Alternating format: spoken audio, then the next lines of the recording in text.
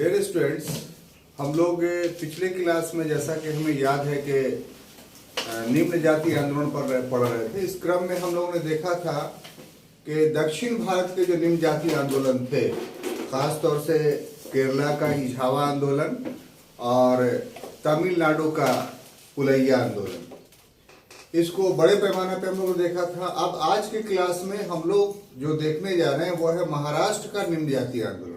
पूर्व के क्लास का ही थोड़ा सा बात हम स्पष्ट कर दें ताकि कंटिन्यूटी बन जाए। हमारे देश में अंग्रेजों के आगमन के पश्चात जो एक नई प्रकार की चीजें देखने को मिली वो ये कि जो निम्न जाति था उसमें एक नया उत्तेजना, एक नया चेतना पैदा हुआ। और ये चेतना अंग्रेजों के खिलाफ नहीं था, बल्कि ये चेतना यहाँ के स्थानीय लोगों के खिलाफ था।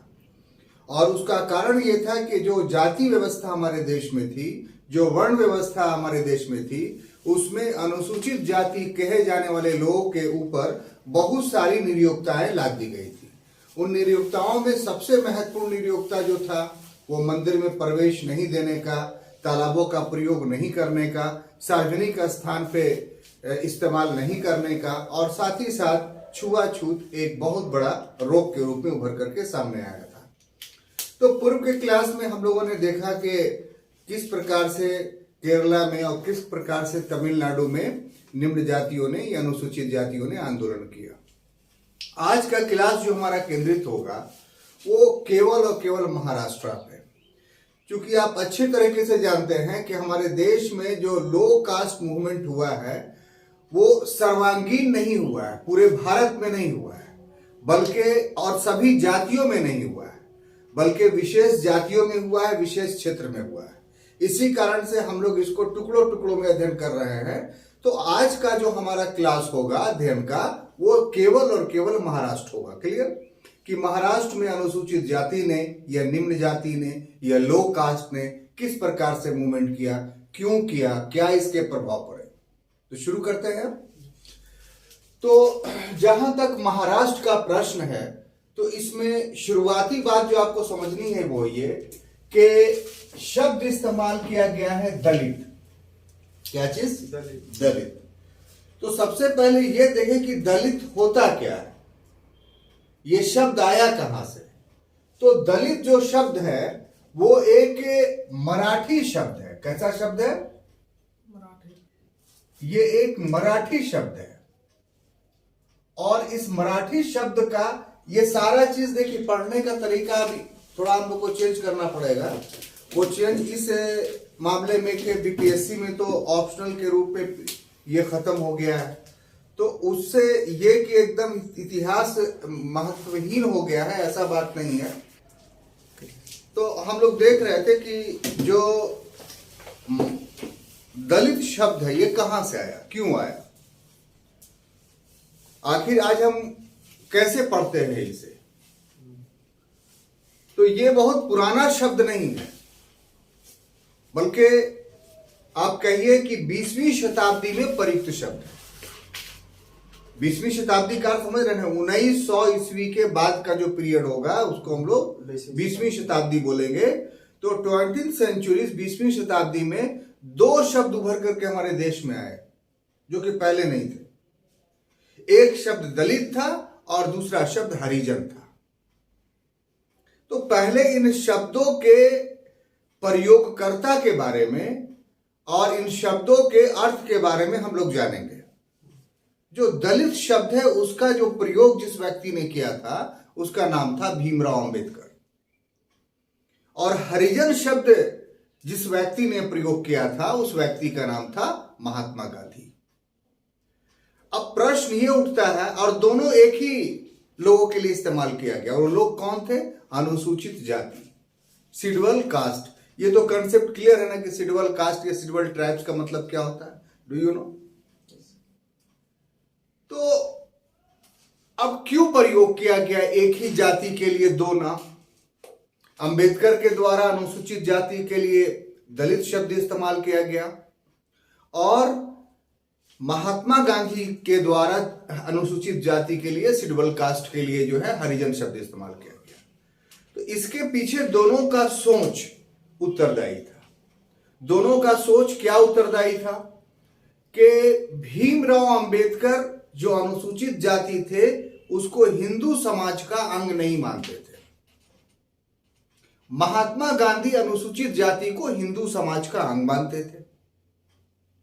भीमराव अंबेडकर का यह विश्वास था कि जाति व्यवस्था समाप्त कर देनी चाहिए। महात्मा गांधी का विश्वास था कि जाति व्यवस्था बना रहना चाहिए, यह समाप्त होने की चीज नहीं है, बल्कि इसमें जो अछूतपन है, जो अनटचेबिलिटी है, उसको खत्म करना चाहिए। जाति व्यवस्था खत्म नहीं होगी। तो खैर, अनुसूचित जातियों के बारे में दोनों दार्शनिकों का या दोनों नेताओं का जो विचार होगा उसको हम एक अलग क्लास में पढ़ेंगे। अभी अध्ययन का विषय नहीं है। अभी सिर्फ इतना जान लीजिए कि ये दोनों शब्द हरिजन या दलित एक ही जाति के लिए इस्तेमाल किया गया और वो जाति थी अनुसूचित जाति, और दोनों के प्रयोगकर्ता अलग अलग थे, दोनों के विचार अलग अलग थे। चूंकि हम लोग सिर्फ दलित शब्द का आज की क्लास में अध्ययन करेंगे, तो हम लोग भीमराव अंबेडकर का जो विचार था या जो विश्वास था इस परिवेश में, वो क्या था। तो भीमराव अंबेडकर का दलित के परिवेश में जो विचार था, जो विश्वास था, वो ये कि इसका अर्थ होता है पृथक हुआ भाग, समाज का ऐसा भाग जो अलग हो गया। उसके परिप्रेक्ष्य में भीमराव अंबेडकर ने दलित शब्द का इस्तेमाल किया। अब क्यों किया ऐसा? तो भीमराव अंबेडकर का विचार या विश्वास था, या इसको समझने के लिए थोड़ा सा और पहले जाइए, और वो पहले की बात ये कि दलित चेतना का जो उदय हुआ 20वीं शताब्दी या 19वीं शताब्दी में, इसका आधार, इसका बेस क्या था? तो इसका बेस था सामाजिक, सांस्कृतिक और राजनीतिक चेतना, awareness of social, cultural and political awareness. तो ये कैसे आया अवेयरनेस? तो अवेयरनेस ऐसे आया कि जो हमारे देश में जाति व्यवस्था थी, कोई नई नहीं थी, बहुत पहले से चली आ रही थी, और इस जाति व्यवस्था का जो स्वरूप शोषणात्मक था वो भी नया नहीं था, वो भी पहले से चला आ रहा था। लेकिन कहते हैं ना कि जानकारी जब हो जाती है तब चेतना पैदा होता है। तो ब्रिटिश शासन के आगमन के पश्चात इन जातियों में, जिनको हम लोग दलित बोल रहे हैं, कुछ परिवर्तन आते हैं। उस परिवर्तन के परिणाम स्वरूप इनमें चेतना उत्पन्न होती है, और उसी चेतना के बाद इनको एहसास होता है कि हमारे साथ शोषण हो रहा है, और यही चेतना आंदोलन का रूप धारण करता है। तो वो सामाजिक, राजनीतिक और सांस्कृतिक चीजें क्या थी? तो सामाजिक क्षेत्र में सबसे बड़ी चीज जो थी वो था छुआछूत, अनटचेबिलिटी। तो अनटचेबिलिटी का व्यवहार हमारे साथ किया जा रहा है, इसका सबसे पहले एहसास जो है वो 19वीं सेंचुरी से होना शुरू हुआ, इसके पहले नहीं। लोगों ने बताया कि आपके साथ जो ये अछूत का व्यवहार किया जा रहा है, ये सामाजिक रूप से उचित नहीं है। सांस्कृतिक रूप से बहुत सारे चीजों का प्रयोग करने पर प्रतिबंध, जैसे उदाहरण के लिए मंदिरों में प्रवेश नहीं करने का अधिकार, जो सार्वजनिक तालाब, कुएं, उसका प्रयोग नहीं करने का आधार। तो इन सभी कारणों से उनमें चेतना आई। इसके अलावा जब अंग्रेज भारत में आए तो आपने पॉलिटी में पढ़ा देखा कि भारतीयों को धीरे धीरे कुछ अधिकार देना शुरू किया हर अधिनियम के तहत। तो वो अधिकार इन जातियों को नहीं मिलने लगा। पहले तो राजतंत्र था, तो राजतंत्र में राजा ही होता था, तो कोई अधिकार की बात तो थी नहीं। तो इन सभी परिवेश से, सामाजिक और सांस्कृतिक और राजनीतिक परिवेश के कारण इनके पास चेतना आया, अवेयरनेस आया कि हमारे साथ शोषण हो रहा है, और इसके लिए नेतृत्व भी उभर करके सामने आया, लीडरशिप भी उभर करके सामने आया, जिस लीडरशिप ने बताया कि आपका किस आधार पे एक्सप्लॉयटेशन या शोषण हो रहा है। क्लियर?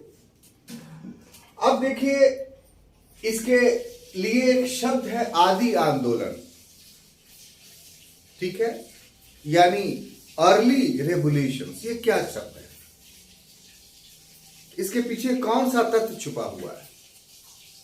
तो आदि आंदोलन का अर्थ है यहां पर यह हुआ कि जो ये चेतना हरिजनों, दलितों या अनुसूचित जातियों में आई वो ये आई है कि हम यहां के मूल निवासी हैं।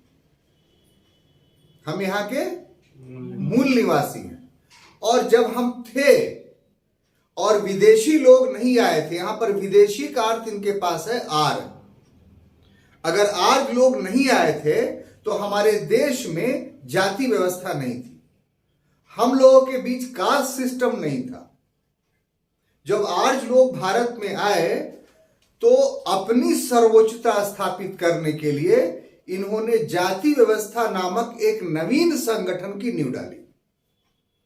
और इस जाति व्यवस्था में, इस नवीन संगठन में अपने को सर्वोच्च स्थान पे रखा और हम लोगों को निम्न स्थान पे रखा।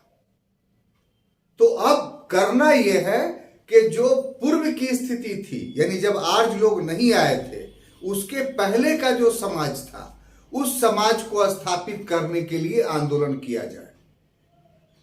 और उसी आंदोलन को कौन सा नाम दिया गया? तो आदि आंदोलन।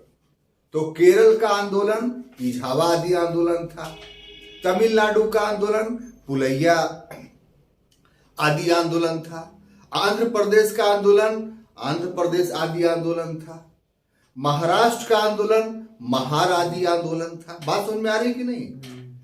तो अगर आदि आंदोलन शब्द आपके पास आए तो आप समझ जाइए कि इसके अर्थ, इसके अंदर क्या बात है। देखिए, जिस चीज की छात्रों तैयारी हम लोग कर रहे हैं उसमें अपने आप को ऊपर उठना होगा। अपने व्यक्तिगत जो जाति आपकी है उससे यहां पर कोई बहस नहीं है।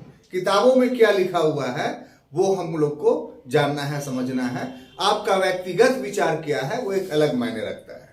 क्योंकि बहुपक्षीय परीक्षा है ये, इसमें एक सब्जेक्ट, एक टॉपिक नहीं है, बहुत सारे सब्जेक्ट और बहुत सारे टॉपिक है और सभी पर से प्रश्न आएंगे, सभी का उत्तर आपको देना है।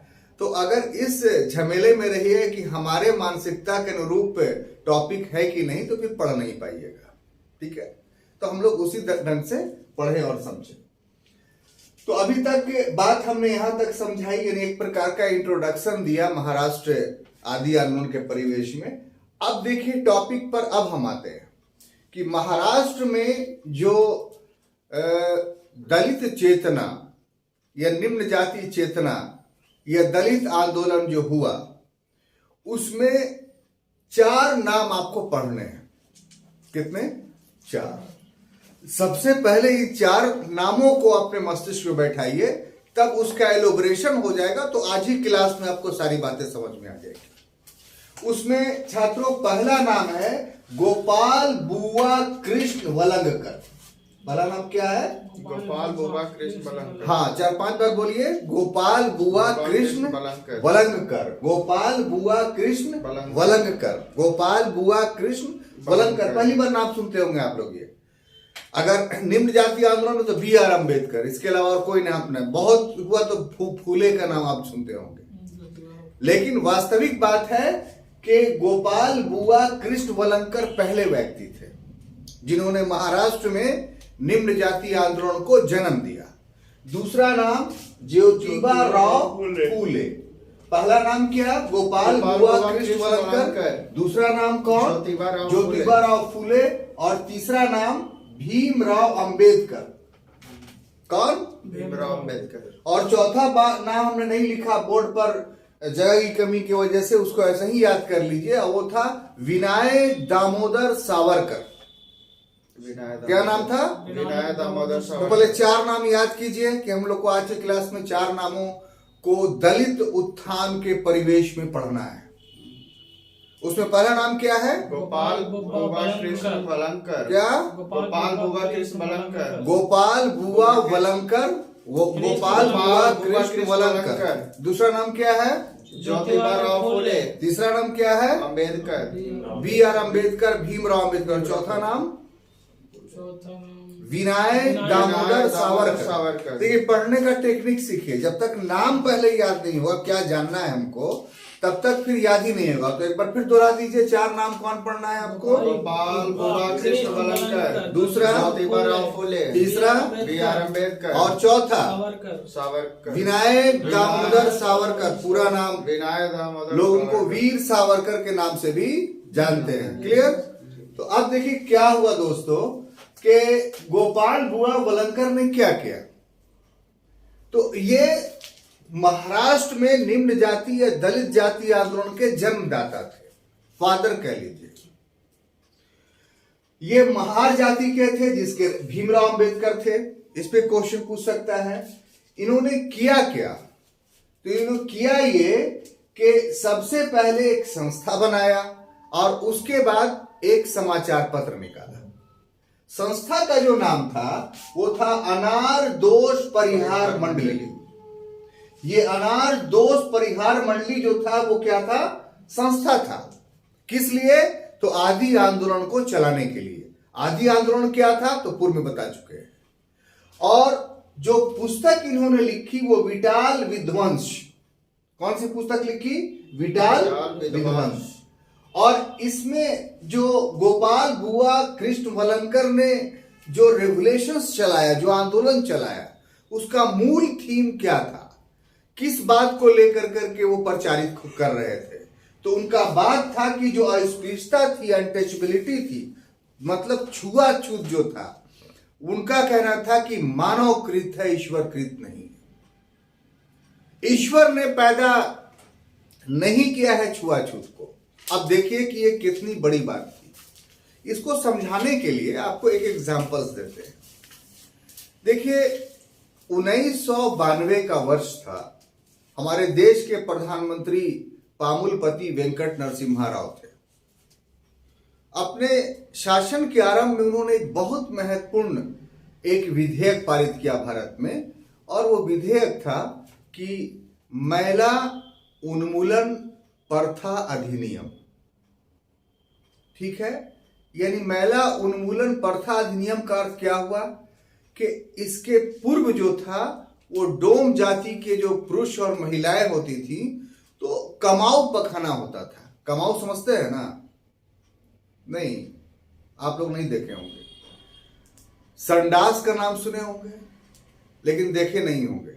अब सेप्टिक टैंक चलता है, हर घर में सेप्टिक टैंक बनता है, लेकिन पहले जो है संडास या कमाऊ पे खाना था, उसमें क्या होता था कि ऊपर में जो होल जहां पर शीट आप लोग होता है तो वो लगा रहता था, और नीचे में जो था एक टीना रखा जाता था, और जो मल मूत्र आदमी करता था उसी टीने में जो है वो गिरता था। और सुबह सुबह जो है डोम आ करके, ये डोमिन आ करके जो है वो उसको उठा के सर पर ले जा करके फेंकती थी। तो इसको मैला ढोना प्रथा बोलते थे। तो पामिलपति वेंकट नरसिम्हा राव ने इसको बंद कर दिया। ये लीगली जो है वो अपराध है वर्तमान समय 1992 के बाद। अब देखिए क्या ये बंद हो गया, ये क्या कोई जबरदस्ती ढुलवाता है? तो इन दोनों प्रश्नों का उत्तर है नहीं, बंद भी नहीं हुआ है और कोई जबरदस्ती नहीं करता है। तो फिर वो क्यों करती है? क्योंकि उसको एहसास नहीं है कि ये चीज गंदा है। उसके जीविका का आधार है ये, इसलिए उसको अच्छा लगता है। तो कौन चीज गलत है, कौन चीज सही है, ये डिपेंड करता है सोच पर, थॉट पर। अगर आप सोच लिया तो वो चीज गलत है, अगर नहीं सोचा तो वो चीज गलत नहीं है। तो ठीक इसमें भी वही लागू होता है कि जो अस्पृश्यता था, उस अस्पृश्यता का एक सामाजिक और धार्मिक आधार हमारे देश में था। और वो सामाजिक और धार्मिक आधार क्या था कि धर्म ग्रंथों के माध्यम से इस बात को प्रमाणित किया गया था कि जो निम्न जातियां हैं वो अछूत हैं, उनके छूने से ही उच्च जातियां अपवित्र हो जाएंगी। तो निम्न जातियों का धर्म ही है ये कि वो इन उच्च जातियों से अलग रहे और उनको छुए मत। अगर वो इस नियम का पालन करते हैं तो इसका अर्थ ये हुआ कि वो अपने धर्म का पालन कर रहे हैं। कितनी खूबसूरत बात। अब ये बात अनादिकाल से उनके मस्तिष्क में बैठा दी जा रही है, इसलिए उनको अपने साथ ये किया जाने वाला अछूत का व्यवहार गलत नहीं लग रहा था। वो इस अछूत के व्यवहार का पालन कर करके वो ये समझ रहे थे कि हम धार्मिक काम कर रहे हैं, इसको करने से हमें स्वर्ग मिलेगा। जैसे उदाहरण के लिए, नहीं हंसिए मत साहब, आपको एक एग्जांपल देंगे, हर के घर में आज भी ये लागू है। वो क्या है कि आपके मम्मी भी हैं, आपके पापा भी हैं, है कि नहीं? अब देखिए, मम्मी पापा में अगर आप तराजू पर तौलिए तो अधिकार में कौन बड़े आपको दिखाई पड़ेंगे? पापा दिखाई पड़ेंगे, निश्चित रूप से बोल दिया। अगर पापा आपके मम्मी को कुछ अधिकार देना भी चाहेंगे तो मम्मी बोलेंगे अरे ये तो अधर्म हो जाएगा। जैसे एग्जाम्पल के तौर पर, हालांकि आप लोग तो कीजिएगा ये आने वाले समय में, लेकिन अभी आपके माँ पापा के रिलेशन में अगर पापा आपके मम्मी का बदन दबाना चाहें तो देखो तुम बहुत काम करती हो, दर्द कर, लाओ हम दबा देते हैं, ताकि मम्मी तुरंत उछल जाएगी, अरे बाप राम राम राम राम, ये क्या है, तो आप अधर्म कर दीजिएगा मेरे साथ। हमें आपका बदन दबाने का अधिकार दिया गया है, आप अगर मेरा बदन दबाइएगा तो ये गैर धार्मिक चीज हो जाएगा। नहीं है कि नहीं है सर? अब देखिए, न्यूट्रल होकर के आप सोचिए, क्या ये स्त्रियों के अधिकार में कमी है कि नहीं? उसका बदन दर्द दे रहा है तो उसका कोई नहीं, लेकिन पुरुष का बदन दर्द दे रहा है तो नहीं जी, लाइए हम दबा देते हैं। तो हम ये एग्जाम्पल छात्रों को इसलिए दे रहे हैं कि यहां पर भी मानसिकता है, एक मेंटलिटी है कि अगर अपने पति का हम बदन दबाते हैं तो ये धर्म है, इससे हमें स्वर्ग मिलेगा, और अगर पति मेरा बदन दबा दे तो हमको नरकगामिनी होना पड़ेगा। इसलिए कोई भारतीय नारी या भारतीय स्त्री, अब की बात हम नहीं बोल रहे हैं, मैंने आप लोग के आने वाले समय का नहीं, जो पुराना ट्रेडिशन था उसकी मैं बात बोल रहा हूं। अब तो भाई हमारे मुन्ना भाई हैं, हो सकता है कि सौभाग्यशाली समझेंगे कि लाइए हम दबा देते हैं, तो वो बात अलग है। लेकिन जो हमारे देश की परंपरा है उसमें ये एक अपराध है, एक धार्मिक अपराध है। हम इतना एलिब्रेट करके आपको इसलिए समझाना चाह रहे हैं कि इन्होंने, जो गोपाल बुआ कृष्ण वलंकर ने कोई बहुत बड़ा काम नहीं किया, सिर्फ एक जड़ को खत्म किया, कि ये साबित किया कि धर्म ग्रंथों में जो ये बात लिखी हुई है कि स्पृश्यता का पालन करने से स्वर्ग की प्राप्ति होगी, ईश्वर ने इसको निर्धारित किया है, इसका खंडन किया कि नहीं, ये बात गलत है। ईश्वर ने अस्पृश्यता का पालन करने के लिए नहीं किया है, बल्कि ये मनुष्यकृत है, मनुष्य ने अपने लाभ के लिए अस्पृश्यता को जन्म दिया है। ये तो ब्लॉकेज था सोसाइटी का, एक रोक था, इसी से इनके अधिकार छीने जा रहे थे। एक वैचारिक लड़ाई थी। तो वलंकर ने एक्चुअली में क्या किया, एक वैचारिक लड़ाई लड़ी कि उस विचारधारा को खत्म किया जो विचारधारा अस्पृश्यता को ईश्वरकृत मानता था। वलंकर ने अपने आंदोलनों के माध्यम से, अपने लेखनी के माध्यम से, अपने भाषण के माध्यम से सिर्फ एक बात साबित किया कि अस्पृश्यता मनुष्यकृत है, ईश्वरकृत नहीं है, और ये एक अपराध है। तो इस तरीके से छात्रों, इन्होंने आरंभ किया इस रेगुलेशंस को, ओरिजिनेट किया। भीमराव अंबेडकर ओरिजिनेट नहीं किया। अब देखिए, अब ऑब्जेक्टिव क्वेश्चन आपके पास आएगा कि महाराष्ट्र में निम्न जाति आंदोलन के प्रारंभकर्ता कौन थे? गोपाल बुआ। तब आप कंफ्यूज नहीं कीजिएगा। अगर इस ढंग से नहीं पढ़ेंगे, गोपाल बुआ कृष्ण वलंकर को नहीं पढ़ते, तो आप सीधा भीमराव अंबेडकर को मार देते। तो आज का वस्तुनिष्ठ प्रश्न वास्तव में वस्तुनिष्ठ नहीं रहता है, विषयनिष्ठ रहता है।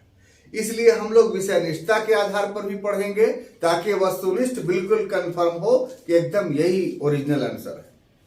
और अगर यूपीएससी में आपको देना होगा तो आपको पूरा का पूरा चीज ये मेंस के लिए आपको काम आएगा। क्लियर? तो ये सेक्शन हमने खत्म किया। एक दूसरा कि इस आंदोलन को आधार किसने प्रदान किया, बेस किसने प्रदान किया? इन्होंने, गोपाल बुआ वलंकर ने तो दिमाग तैयार किया, लेकिन समाज में बेस किसने तैयार किया? तो उस व्यक्ति का नाम था ज्योतिबाराव फूले। ये माली जाति के थे। अब इनकी कुछ ऑब्जेक्टिव बातें आपको याद करनी होंगी ताकि परीक्षा में ऑब्जेक्टिव आए तो आप लिख सके। सबसे पहली बात कि इनका जन्म कब हुआ? तो 11 अप्रैल 1827 को। कब हुआ? 11 अप्रैल 1827 को। कहां हुआ? खानवाड़ी में हुआ। खानवाड़ी है कहां? तो पुणे में है। तो 3 फैक्ट्स पहले आपको याद करना है कि ज्योतिबाराव फूले का जन्म कब हुआ? तो 11 अप्रैल 1827 को। कहां हुआ? खानवाड़ी में हुआ। खानवाड़ी कहां है? तो पूना में। क्लियर? मृत्यु कब हुई? तो 28 नवंबर 1890 को। कितने वर्ष की आयु में हुई? तो 63 वर्ष की आयु में। और कहां हुई? तो पुणे में हुई। अब देखिए, जन्म और मृत्यु दोनों पुणे पुणे आपको दिखाई पड़ रहा है। तो प्रश्न उठता है, क्या ये पुणे के थे? नहीं, ये मूलतः कहां के थे? सतारा के थे। ये अलग बात है कि दोनों जो है वो महाराष्ट्र में ही है। अब सतारा में थे तो पुणे क्यों चले गए? तो देखिए, ये थे माली जाति के। किस जाति के थे? माली जाति के। और माली जाति के होने की वजह से सतारा में इनका कारोबार नहीं चल रहा था। तो फादर मदर को पता चला कि पुणे में बहुत इसकी मांग है, तो वो लोग वहां चले आए। उनकी माँ जो थी फुटपाथ पर बैठ करके माला बेचती थी।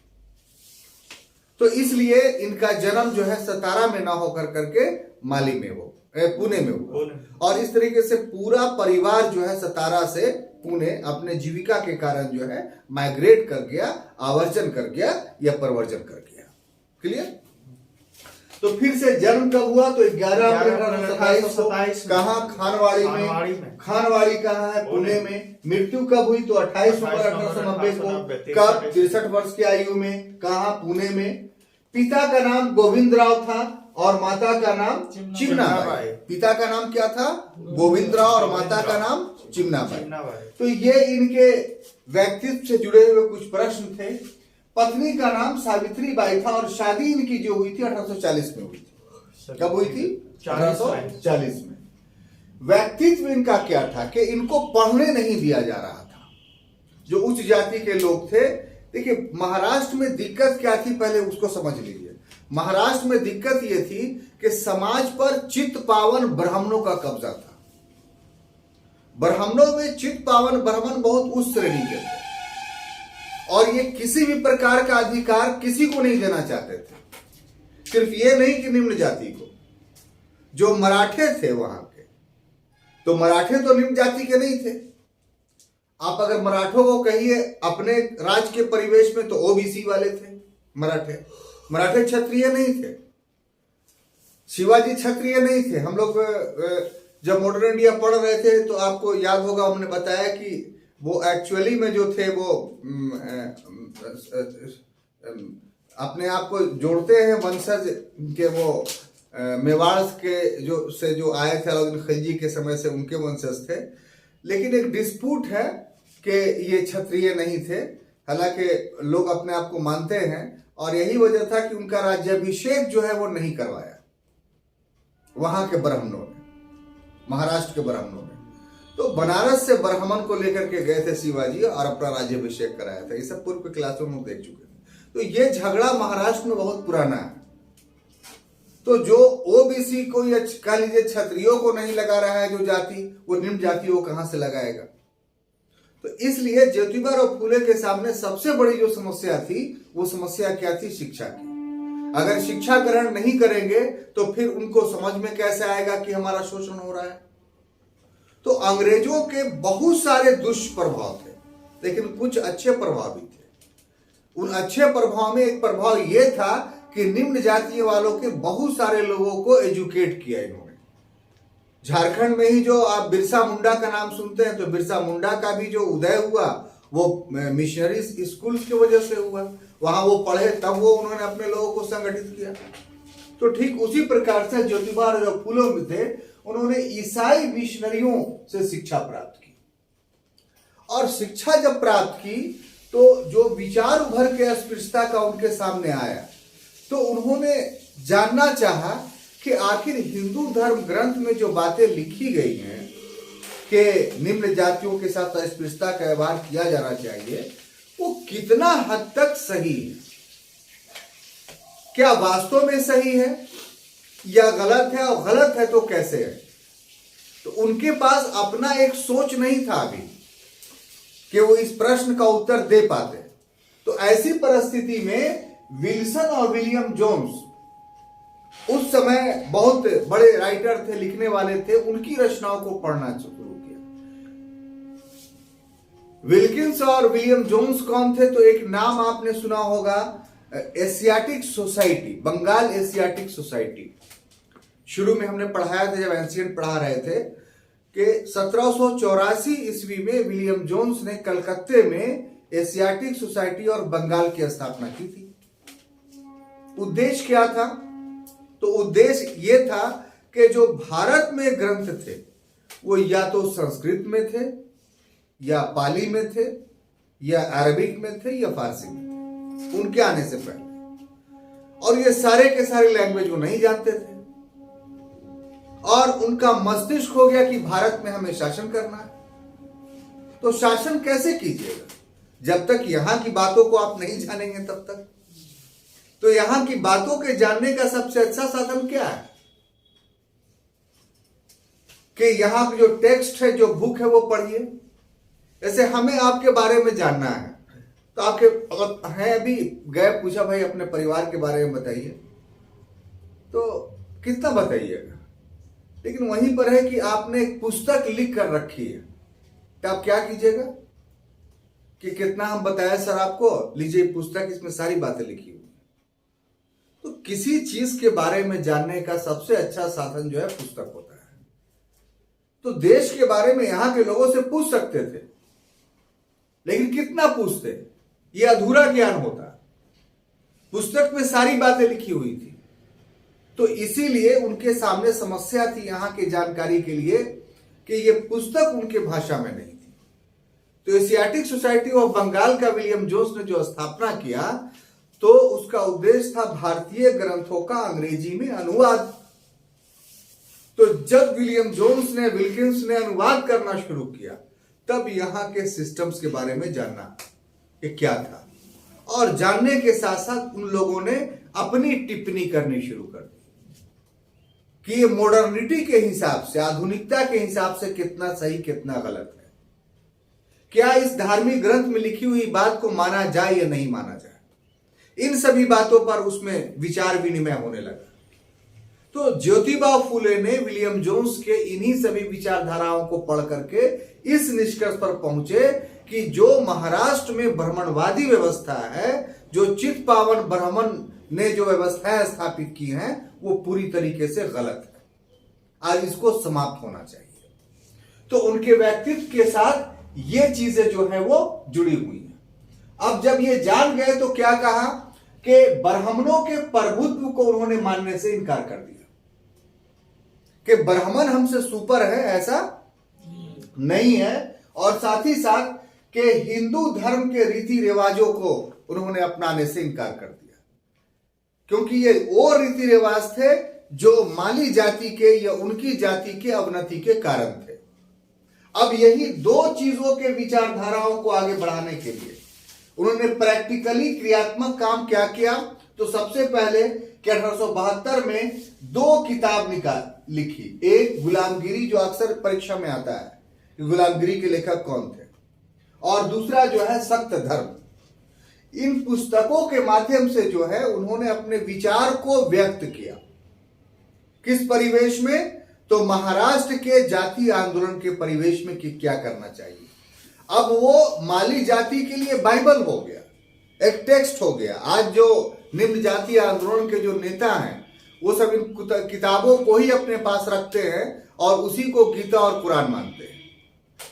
आपके लिए हो या नहीं। इसी प्रकार से 24 दिसंबर 1973 ईस्वी को सत्य शोधक समाज, ये संस्था है, तो 72 को गुलामगिरी नामक पुस्तक लिखी और 73 में सत्य शोधक समाज नामक संस्था बनाई। तो ये इनका कंट्रीब्यूशन है। अब देखिए, जो विचारधारा आदि आंदोलन का चल रहा था उसमें तीसरा नाम जो जुड़ता है वो कौन? भीमराव रामजी अंबेडकर का। अब भीमराव रामजी अंबेडकर के बारे में आपको कुछ ऑब्जेक्टिवली बातें याद रखनी है। पहला कि जन्म कब हुआ साहब? तो 14 अप्रैल 1891 ईस्वी को। कहां हुआ? महू में। महू कहां है? तो मध्य प्रदेश में। वर्तमान समय में ये अंबेडकर नगर के नाम से जाना जाता है। तो इतने सारे ऑब्जेक्टिव क्वेश्चन हैं। वर्तमान समय में ये क्या जाना जाता है? अंबेडकर नगर। अब वो महू नहीं कहा जाएगा। अगर आप रेलवे टिकट खोजिएगा कि महू का दीजिए तो नहीं मिलेगा। तो जन्म कहाँ हुआ दोस्तों? तो 14 अप्रैल। कब हुआ? तो 14 अप्रैल 1891 ईस्वी को।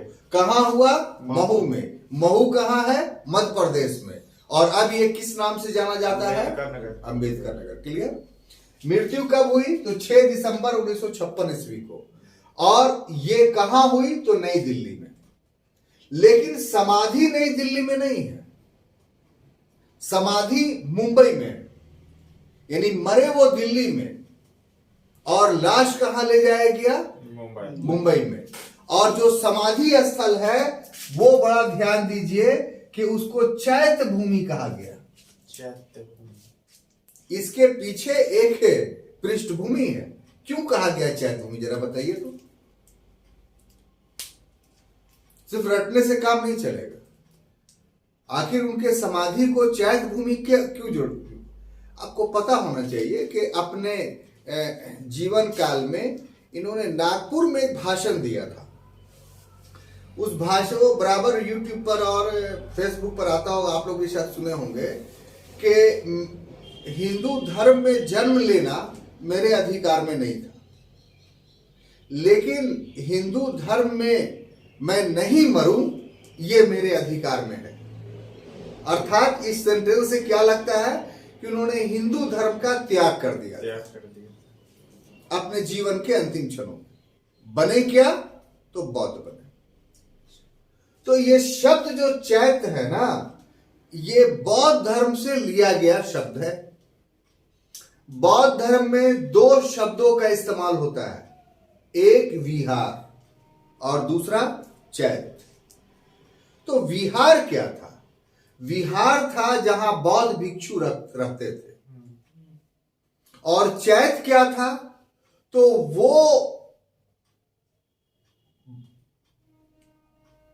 स्थल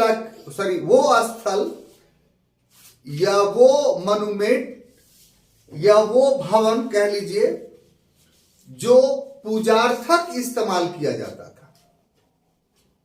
जैसे स्तूप को देखते होंगे आप लोग, एक अर्ध गोलाकार या अर्ध अंडाकार संरचना होती है, उसको स्तूप बोलते हैं।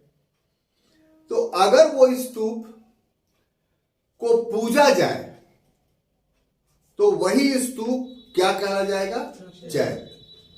अगर विहार को पूजार्थक इस्तेमाल किया जाए तो क्या कहलाएगा? चैत्य। तो अब आप समझ गए कि समाधि स्थल को चैत्य भूमि कहने का क्या अर्थ हुआ? उनको पूजा जाए। Good, intelligent. और यही वजह है कि अब अंबेडकर क्या होते हैं? पूजे जाते हैं। नहीं, क्योंकि उनके मृत्यु के समय ही ये बुनियाद रख दी गई थी कि हम लोगों के भगवान कौन है? तो यही है। तो आज अगर ये पूजे जाते हैं तो आपको कोई आश्चर्य नहीं होना चाहिए, क्योंकि एक बजाबते तौर पर रिवोल्यूशन चला और उसका एक परिणति हम लोग के सामने आया। पिता कौन थे? तो रामजी मालोजी सकपाल। देखिए, जो महार जाति के थे ये, और महार लोग, अंग्रेजों ने इस जाति को अपने सेना में शामिल किया था। बजाते तो महार रेजिमेंट होता था अंग्रेजों में। आपको एक घटना याद करवाना है हमें, क्योंकि अभी हमारे देश में इस पर बहुत विवाद होता है। कुछ वर्ष पहले झगड़े भी हुए, फसाद भी हुए। वो नाम है भीमा कोरेगांव का। शायद आप सुने होंगे, महाराष्ट्र में एक जगह है भीमा कोरेगांव। भीमा कोरेगांव अंबेडकरवादियों के लिए आप समझ जाइए कि जैसे हर धर्म के मानने वालों के लिए एक पवित्र स्थान होता है, तो अभी के समय में भीमा कोरेगांव अम्बेडकरवादियों के लिए बहुत पवित्र स्थान, इसलिए आपको जानना चाहिए क्या हुआ था वहां। तो सामाजिक व्यवस्था में निम्न जातियों पे ये निर्योग्यता लाद दी गई थी कि आप देश के सुरक्षा के लिए इस्तेमाल नहीं हो सकते, आप विद्वान नहीं हो सकते। विद्वान ब्राह्मण होगा, देश की सुरक्षा का दायित्व क्षत्रियों के पास होगा। आप इन तीनों वर्णों का जो है सिर्फ सेवा कीजिए, यही आपकी योग्यता है। अंग्रेजों ने इस मिथक को या अपने शासन में फूट डालो और शासन करो नीति के तहत इस विचारधारा पर प्रहार करने के लिए जो महार अछूत जाति थी उसको अपनी सेना में शामिल कर लिया, और अंग्रेजों की लड़ाई होती है पेशवा से। पेशवा का महाराष्ट्र में उस समय शासन था। 1801 ईस्वी की घटना है, 1801 ईस्वी की 1 जनवरी की, और उसमें पेशवा के पास लगभग 26,000 सेना थी और अंग्रेजों के पास 500 की सेना थी। और 500 की किसकी सेना थी? तो महारों की सेना थी। और ब्रिटिश महार रेजिमेंट ने पेशवा के 26,000 को पराजित कर दिया भीमा कोरेगांव में। तो बहादुर कौन हुआ? महार हुआ कि 500 ने 26,000 को, 500 ने 5,000 को नहीं, 500 ने 26,000 को पराजित कर दिया। तो वहां पर अंग्रेजों ने बजाते तौर पे एक स्तंभ लगा दिया भीमा कोरेगांव के मोड़ पर, और जब वो 1 जनवरी आता है तो ये लोग उसका माने जियारत करने के लिए जाते हैं, सब पूरी भीड़ लगती है वो। तो ये व्यवस्था है जो आपको जानना पड़ेगा। तो ये इसलिए बात निकली कि राम जी मालोजी सकपाल जो थे वो ब्रिटिश सेना में महार रेजिमेंट में सिपाही के रूप में बहाल थे और भीमा कोरेगांव में ही पोस्टेड थे। तो भीमराव अंबेडकर जो है अपने चचेरे भाइयों के साथ अपने बाप से मिलने के लिए जाते हैं भीमा कोरेगांव, और वहां जब जाते हैं तो रेलवे स्टेशन पर उनके पिता नहीं आते हैं, तो वहां से उतर करके जब वो अपने बाप जहां वो उनका घर था जाना चाह रहे, कुछ दूरी पर था, तो टांगा वाला उनको टांगा नहीं पर बैठाता है। क्यों? क्योंकि वो निम्न जाति के थे। और इसके बाद जो है वो बहुत पैसा देने के बाद कोई टांगा वाला तैयार भी होता है तो वो खुद उसके बगल में बैठ करके टांगा को नहीं हाँकता है, बल्कि नीचे दौड़ते हुए टांगा को लेकर के जाता है। तो इस ढंग से उनके साथ अछूत का व्यवहार किया गया। स्कूल में जब पढ़ने गए वहां भीमा कोरेगांव में, तो क्या हुआ साहब, तो उनको अपना बस्ता लाना पड़ता था। अभी आपके तरह टेबल कुर्सी नहीं रहता था, और फिर वो लेके जाते थे। जो मटका होता था पानी पीने का, उस मटके का पानी वो नहीं पी सकते थे। तो ये सब उनके व्यक्तिगत जीवन में ये सब दुर्भावनाएं या गलत चीजें देखने को मिली, जिसकी नियति हुई कि उन्होंने आदि आंदोलन को बहुत आगे बढ़ाया। पिता कौन थे? तो राम जी मालोजी हो गया। माता कौन थी? तो भीमा बाई। भीमा बाई के 14 पुत्र थे, ये 14वें संतान थे। कौन? भीमराव अंबेडकर। बहुत हंस रहे हैं आप। जो दौर आने वाला हंसे इसलिए दिवाकर जी कि बाप 14, इसलिए देश का संख्या इतना बढ़ गया। तो अब जो स्थिति आ गई है ना, उसमें आपको जनसंख्या बढ़ाना पड़ेगा, नहीं तो चीन वाली स्थिति आ जाएगी। चीन ने जनसंख्या कंट्रोल किया, आज उसकी हालत खराब हो गई। तो पहले बोला एक ही पैदा कीजिए, तो सब लोग बूढ़े होते चले जा रहे हैं। बोला नहीं, अब 2 कीजिए, अब 3 कीजिए, 3 पर आ गया वो। दक्षिणी कोरिया, उत्तरी कोरिया की स्थिति यह है कि वहां की सरकार अब प्रमोट कर रही कि जितना बच्चा चाहिए पैदा कीजिए, तो हम लोग तो खत्म हो जाएंगे। क्यों ऐसा हुआ? कि जो भौतिकवाद हम लोग पर सवार हो गया, जो पूंजीवाद हम लोग पर सवार हुआ, आवश्यकताओं को हमने इतनी बढ़ा ली तो नतीजा ये हुआ कि अब हर व्यक्ति बच्चा पैदा करना नहीं चाहता है। क्यों? क्योंकि उससे उसका विकास बाधित हो जा रहा है। अब मियां बीवी दोनों कमाना चाह रहे हैं। तो इस वजह से आप सोचिए, आज के समय में अधिकांश लोग क्या, एक या दो बच्चा, जो दो बच्चा रखे हुए हैं वो तो दो मरेगा तो दो छोड़ के जाएगा, चलिए। लेकिन जो एक रखे हुए, जैसे हम रखे हुए हैं, तो हम तो दो मरेंगे तो एक ही छोड़ के जाएंगे। अब अगर सब व्यक्ति जो है वो दो मरे और एक छोड़ के जाए तो 1 अरब की जनसंख्या घट के कितना हो जाएगी मुन्ना भाई? 50 करोड़ हो जाएगी। तो जो विकसित देश है, जो डेवलप्ड कंट्री है, वहां यही हुआ है।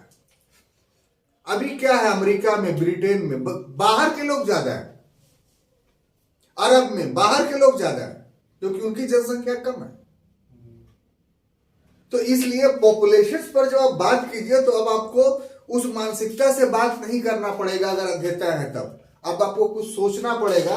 तो यहां 14वीं संतान थी, इसे घबराइए मत। पत्नी उनकी 2 थी। अब पहली पत्नी जो थी रमाबाई अंबेडकर, 6 में शादी हुई उनसे, और 35 में बेचारी वो मर गई। 35 में मर गई तो फौरन शादी नहीं कर लिया, उनकी याद सताती रही उन्हें। जब आवश्यकता महसूस हुई तब 48 में शादी किया, और 48 में जो शादी किया वो सविताबाई अंबेडकर से, वो हाल फिलहाल तक जीवित थी, यानी 2003 तक। उनकी मृत्यु 2003 में हुई। व्यक्तित्व क्या था? तो महार जाति के ये प्रथम स्नातक थे, फर्स्ट ग्रेजुएट थे। उसके बाद के बड़ौदा के गायकवाड़ से इन्होंने अनुदान प्राप्त किया। पैसा नहीं था तो उनके अनुदान पर ये लंदन पढ़ने गए। सवाल पैदा होता कि बड़ौदा के गायकवाड़ जो है वो क्यों, वो तो फॉरवर्ड कास्ट के थे। तो बड़ौदा के गायकवाड़ चित्पावन ब्राह्मणों के आतंक से आतंकित थे। उनके लिए खतरा महाराष्ट्र का ब्राह्मण वर्ग था। तो समाज में या अपनी रियासत में ब्राह्मणों के प्रभाव को खत्म करने के लिए उन्होंने बहुत सारे काम किए। जैसे पहला काम यह किया कि अपने यहां 50% नौकरी रिजर्व कर दी गैर ब्राह्मणों के लिए, जबकि पहले 100% जो था वो ब्राह्मणों के लिए था। अब कहा कि नहीं, 50% जो है गैर ब्राह्मण होंगे। उसके बाद क्या किया कि अपने राज्य में जो है वो पूजा पाठ या शादी विवाह गैर ब्राह्मण लोगों से कराने को प्रोत्साहित किया। कि ब्राह्मण की शक्ति का मूल केंद्र क्या है कि आप उनका विरोध नहीं कर सकते हैं। क्यों? क्योंकि शादी कराना होगा तो ब्राह्मण आके कराएगा, घर में पूजा पाठ कराना होगा तो ब्राह्मण आके कराएगा, तो आपसे उससे दुश्मनी थोड़ी लीजिएगा। तो उस मिथक को ही इन्होंने तोड़ दिया गायकवाड़ में कि नहीं, हमारे रियासत में गैर ब्राह्मण लोग भी पूजा पाठ करेंगे। तो उसी क्रम में ये गैर ब्राह्मण लोगों को पढ़ाने के प्रति काफी प्रयासशील थे, और इसीलिए अंबेडकर को जो है वो लंदन भेजा या सैन फ्रांसिस्को भेजा पढ़ने के लिए, और उसमें शर्त रखते थे कि आप आने के बाद हमारी रियासत में नौकरी कीजिएगा 2 साल, तभी जो है आप दूसरे जगह जा सकते हैं, क्योंकि हम आप खर्च किए हैं। तो पैसा वसूली इस ढंग से करते थे। तो लंदन जाकर के बड़ौदा के अनुदान पर वो पढ़े और डॉक्टरेट की डिग्री ली। जो टॉपिक था डॉक्टरेट में, वो the problem of Indian rupees. राजनीतिक और सामाजिक क्षेत्र में उनकी गतिविधि क्या थी। तो जब पढ़ लिख करके आए तो उसके पहले भी और बाद में भी कि कोल्हापुर के छत्रपति शाहू ने उनका सहयोग किया, भीमराव अंबेडकर का, और उस सहयोग से उन्होंने सबसे पहले मूक नायक, ये शायद 1921 में 1921 में मूक नायक नामक एक पत्रिका निकाला। मूक नायक का अर्थ होता है गूंगों का नेता, और यह पत्रिका 2 भाषाओं में निकाला उन्होंने, एक मराठी भाषा में और दूसरा फारसी भाषा में। लेकिन मूक नायक जो पत्रिका निकाला, यहां पर बहुत बड़ी बात है जो आपको याद रखना पड़ेगा, और वो ये कि उसके संपादक ये नहीं थे, बल्कि मूक नायक के संपादक कौन थे? तो पांडुरंग नंदराम इसके संपादक थे। और जो विचार था उन्होंने जो है वो व्यक्त करना शुरू किया हरिजनोत्थान के लिए, यानी हरिजनों के उत्थान के लिए। फिर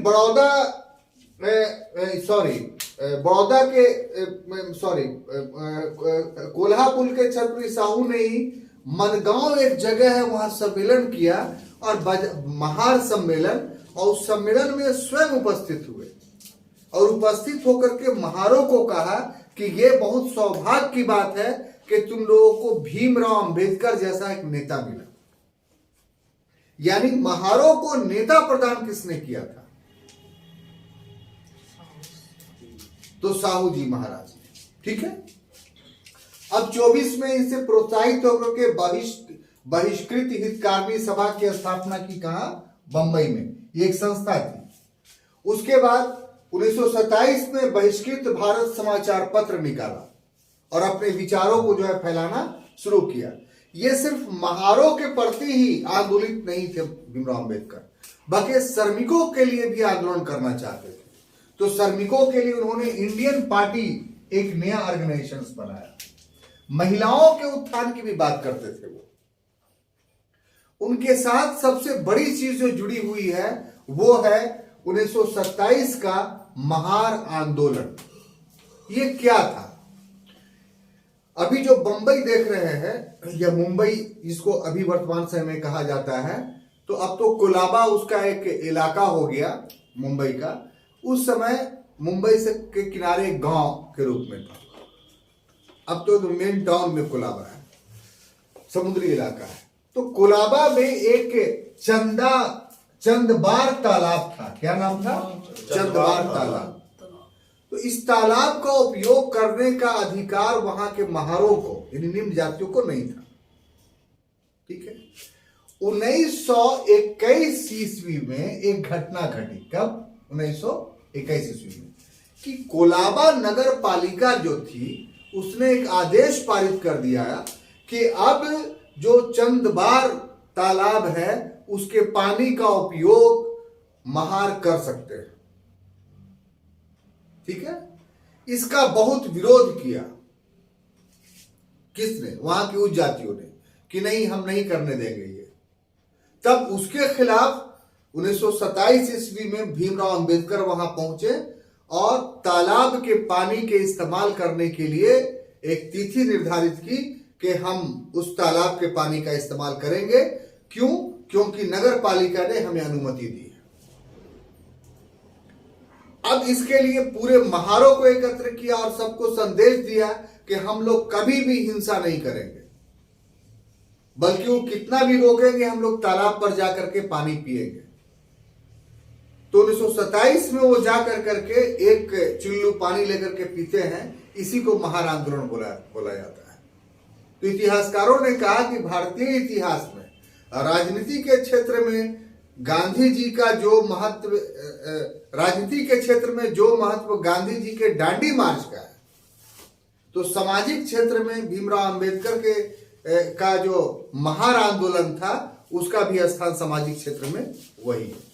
यानी दांडी मार्च ने राजनीति में बहुत बड़ा उबाल ला दिया और महार आंदोलन ने जो है वो सामाजिक क्षेत्र में बहुत बड़ा आंदोलन ला दिया। अब ये 27 में घटना घट गई। तब वहां की जो उच्च जातियां थी उन लोगों ने नगर पालिका के उस आदेश को रद्द करवा दिया। तब भीमराव अंबेडकर रुके नहीं। तब फिर कोर्ट का दरवाजा खटखटाया और हाई कोर्ट में केस किया और केस वो जीते। केस में ये फैसला हुआ कि नहीं, तालाब का पानी महार इस्तेमाल कर सकते हैं। तो ये महार आंदोलन उनकी एक बहुत बड़ी सफलता थी। अब देखिए कि उनका जो विचार या विश्वास था वो जानना काफी जरूरी है। उनका विचार ये था कि हिंदू समाज में रह कर करके हम उत्थान नहीं कर सकते हैं, हमें हिंदू समाज को छोड़ना होगा। तो प्रतीक के रूप में 1927 उनके लिए बहुत एक परिवर्तन बिंदु है।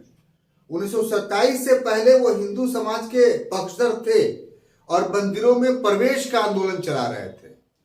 लेकिन 27 के बाद उनको ये हुआ कि अब हमें मंदिरों में प्रवेश आंदोलन बंद कर देना चाहिए और हिंदू धर्म को ही छोड़ देना चाहिए। तो मुंबई में उन्होंने मनुस्मृति को जलाया। मनुस्मृति को जलाने इस बात की घोषणा थी कि हम अब हिंदू धर्म में नहीं रहेंगे। गांधी की उन्होंने तीखी आलोचना की। अंबेडकर ने गांधी की आलोचना दो आधारों पर उन्होंने की। उन्होंने कहा कि गांधी कभी भी हरिजनों के आर्थिक उत्थान की बात नहीं करते हैं, और दूसरा उन्होंने आरोप लगाया कि गांधी जी कभी भी जाति व्यवस्था के विरुद्ध नहीं बोलते हैं। तो इसलिए गांधी जी का जो हरिजनोत्थान है वो एक छलावा है। गांधी की महानता यह थी कि अंबेडकर के द्वारा अपने ऊपर किया गया यह आलोचना से वो विचलित नहीं होते थे। उनका कहना था कि उनके साथ जो दुर्व्यवहार हुआ है उस परिवेश में हम पर वो जो ये अविश्वास लादते हैं वो बिल्कुल सही है। हमने उनके साथ ऐसा किया, अब हम उनके साथ ऐसा नहीं करें, इसका प्रायश्चित यही है। तो अंबेडकर का एक अपना पक्ष था और गांधी का एक अपना पक्ष था, और दोनों पक्ष अपनी जगह पे सही था। अब देखिए कि ऐसी परिस्थिति में 27 में जब आमूलचूल परिवर्तन हुआ तो वो ब्रिटिश समर्थक बन गए, और उन्होंने 3 गोल से में सम्मेलन में 30 से लेकर 32 तक जो हुआ, 30, 31, 32, वो तीनों में उन्होंने भाग लिया और अंग्रेजों को समझाने में वो सफल रहे कि हरिजन जो थे वो या दलित जाति जो है वो हिंदू समाज के अंग नहीं है। इसलिए मैग्से रोनाल्ड जो उस समय के ब्रिटिश प्रधानमंत्री थे, उन्होंने एक घोषणा पत्र जारी की जिसको कैमनल अवार्ड के नाम से जाना जाता है, सांप्रदायिक पंचांग के नाम से जाना जाता है। और इसमें जो है अनुसूचित जनजाति को हिंदू समाज से अलग एक अलग कैटेगरीज मान लिया गया और उसके आधार पर उनको पृथक निर्वाचन का अधिकार दे दिया गया। गांधी जी इसके विरोध में अनशन पे बैठ गए और फिर वीए मुंजे और मदन मोहन मालवीय जैसे नेताओं के प्रयास से गांधी और अंबेडकर में पूना में समझौता होता है। उस समय गांधी जी यरवदा जेल में बंद थे और उसके बाद गांधी जी ने कहा कि तुम सीट चाहते हो ना, तुमको हम जितना मांग रहे हो उससे ज्यादा सीट देंगे, लेकिन एक शर्त पर कि पृथक निर्वाचन प्रणाली के आधार पर नहीं, बल्कि आरक्षित निर्वाचन प्रणाली के आधार पर। पृथक निर्वाचन प्रणाली, आरक्षित निर्वाचन प्रणाली, दोनों में महान अंतर था। पृथक निर्वाचन प्रणाली में कैंडिडेट और वोटर दोनों एक ही जाति का, लेकिन आरक्षित रिजर्व कैटेगरीज में क्या था कि कैंडिडेट तो रिजर्व रहेगा लेकिन वोटर रिजर्व नहीं रहेगा, वोटर सभी होगा। तो इस तरीके से पूना पैक्ट हुआ, बड़े भारी मन से उन्होंने पूना पैक्ट किया और गांधी जी पर कभी विश्वास नहीं किया। जब देश के आजादी का समय निकट आया तो उन्होंने अलग एक अनुसूचित जाति संघ की स्थापना कर ली, इलेक्शन में भाग लिया, लेकिन जो है वो उनकी बहुत ज्यादा लोकप्रियता नहीं थी, बल्कि लोकप्रियता कांग्रेस की अधिक थी, इसीलिए चुनाव में बहुत वो सफल नहीं हुए। मुंबई से वो जीते थे तो हार गए, तो मुसलमानों ने जाकर के, उस समय बांग्लादेश था, वहां से अपनी सीट दे करके उनको संविधान सभा में भेजा। फिर पाकिस्तान का डिविजन हो गया तो फिर वो मुंबई से आकर के इलेक्शन जीते और संविधान सभा में पहुंचे और भारतीय संविधान के प्रारूप समिति के अध्यक्ष बनाए गए, प्रथम कानून मंत्री बनाए गए और अंत में 1956 ईस्वी में उनकी मृत्यु हो गई। तो ये पूरा घटनाक्रम है। एक और नाम छात्रों बच गया और वो नाम कौन सा है? विनायक दामोदर सावरकर। देखिए, इतिहास में विनायक दामोदर सावरकर एक घोर हिंदूवादी नेता के रूप में जाने जाते हैं। हालांकि उनका जो आरंभिक जीवन है वो ऐसा नहीं है। 1909 में उन्होंने जो पुस्तक लिखी, first war of Indian independence, जिसको अंग्रेजों ने प्रतिबंधित कर दिया, वो पुस्तक में कहीं भी उनके इस प्रकार का दर्शन नहीं होता है। लेकिन बाद में चल करके वो घोर हिंदूवादी नेता के रूप में उभर करके सामने आते हैं। 10 में उनको गिरफ्तार कर लिया जाता है। उन पर इल्जाम है कि माफीनामा दे करके वो छूटे। बहरहाल जो भी हो, उस बहस में हम लोग को नहीं जाना है। हरिजन के परिवेश में जिन्होंने काम किया वो बहुत अवलोकनीय है कि 24 में अंग्रेजों ने जो उनको सिल्वर जेल से छोड़ा तो एक शर्त के साथ छोड़ा कि आप महाराष्ट्र के, वो जगह का नाम है, भूल रहे हैं भैया, महाराष्ट्र का कोल्हापुर नहीं, देखिए पेट में मुंह में नहीं आ रहा है, कभी आएगा बता दें। वो उस जगह पर जो है वो आप रहिएगा, वहां से बाहर नहीं निकलिएगा। तो वहीं वो रहे और वहां उन्होंने जो काम किया कि जो हिंदू समाज में सबसे बड़ा खतरा हिंदू समाज को था वो जाति पाति से था। तो वहां पर उन्होंने एक मंदिर स्थापित किया और उस मंदिर में हिंदू समाज के उच्च और निम्न सभी जातियों को आमंत्रित किया और सभी लोग आते थे। यही नहीं, उस मंदिर में सहभोज प्रथा का श्री गणेश किया, यानी उच्च जातियों और निम्न जातियों के एक साथ भोजन करवाते थे। तो हिंदुओं में जो डाइवर्जेंस था, जो विवाद था, जो तोड़ था, उसको विनायक दामोदर सावरकर ने समाप्त करने की कोशिश की। तो अगर वास्तविक रूप से देखा जाए तो हरिजनों के उत्थान के लिए इन दोनों नेताओं से सबसे ज्यादा व्यवहारिक काम विनायक दामोदर सावरकर कर रहे हैं, ये हमें दिख पड़ता है। ये अलग बात है कि उनका क्षेत्र एक शहर तक सीमित था। अगर उन्हें अनुमति होती इसे संपूर्ण भारत में लागू करने में यदि सफल रहते तो हो सकता था कि जो गांधी या अंबेडकर जो प्रयास कर रहे थे वो दूसरे एंगल से जड़ मूल से समाप्त हो जाता। तो ये वो 4 महान पुरुष थे जिनके परिवेश में महाराष्ट्र में हरिजनोत्थान के बारे में हम लोग को पढ़ना था। तो हम समझते हैं कि अच्छे ढंग से हमने आपको समझाया। अगले क्लास में हम गांधी या पिछड़ी जाति आंदोलन के परिवेश में 2 क्लास और होंगे और तब आपको यह चैप्टर खत्म हो जाएगा। तब तक के लिए धन्यवाद।